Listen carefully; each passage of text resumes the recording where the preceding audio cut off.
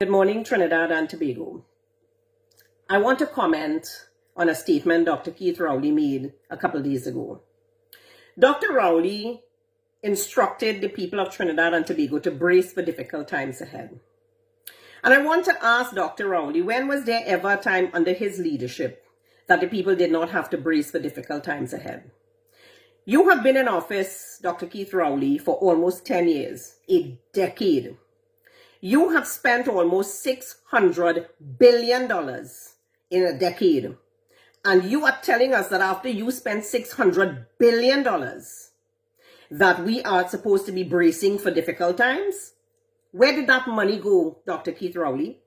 In 10 years that you have been in office, you have not one thing to show for your time in office, not one success to bring to the table for your time in office.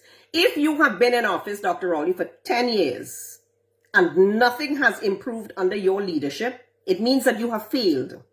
It means that you do not possess the cognitive intelligence that is necessary for leadership of a country. It means that you need to step down and you need to put someone, or at least create the space for someone else to take leadership of our country to bring us out of this difficulty. In 10 years, you had 10 years in office.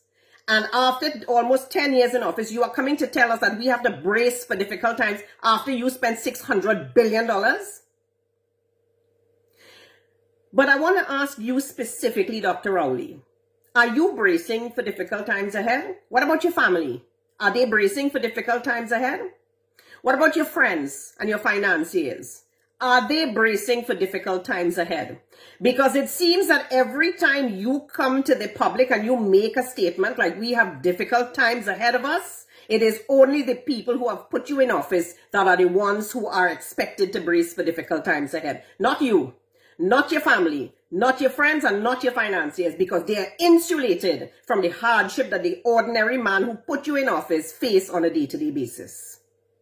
I want to ask you, Dr. Rowley, in 10 years, not one single functioning institution exists under your watch. Not one single hospital fully resourced, fully supplied with medication for the people. Not one single functioning standard quality hospital under your watch. $600 billion after.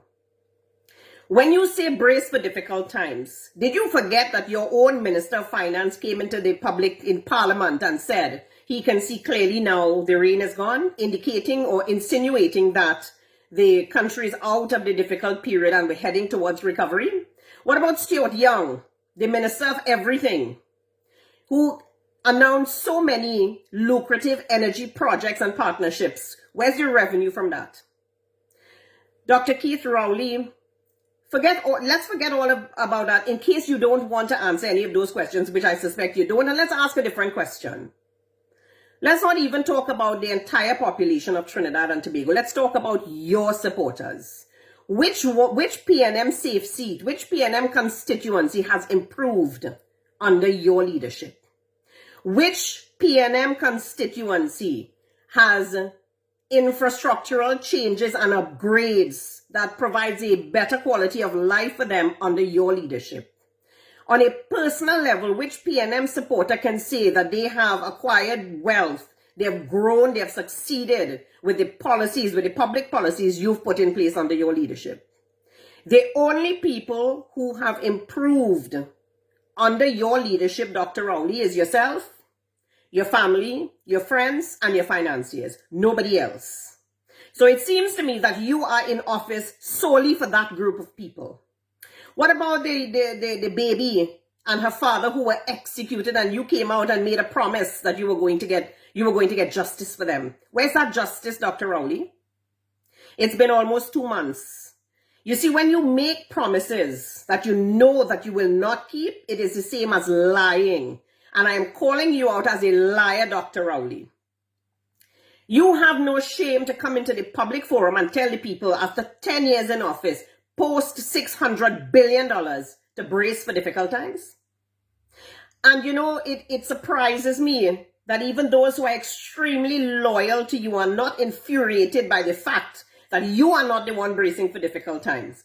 Your family is not bracing for difficult times. Your friends and your financiers are not bracing for difficult times. But the people who trusted you with their vote, who put you in office, who elected you, and who made you the Prime Minister of Trinidad and Tobago are the ones who have to brace for difficult times, Dr. Rowley.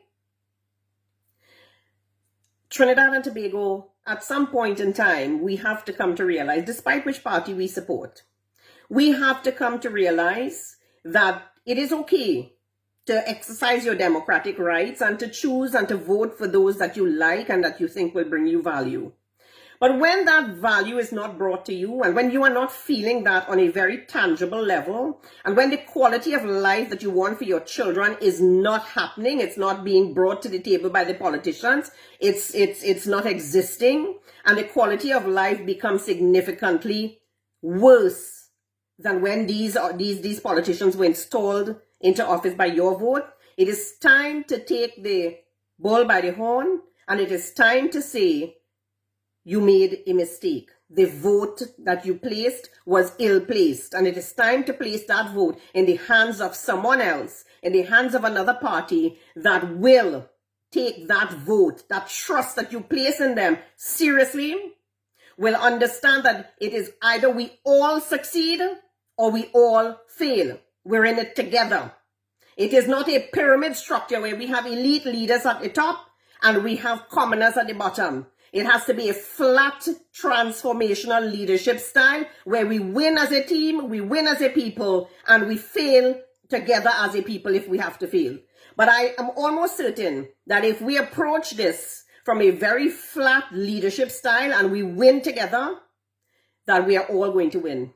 And that the people who you put in office, who are charged with the responsibility to ensure that there's a future for you and there's a future for your children, those people will take that mandate seriously and they will understand that failure is not an option. Instead of us protecting the failures that we put in office at the risk of a future for our children of Trinidad and Tobago.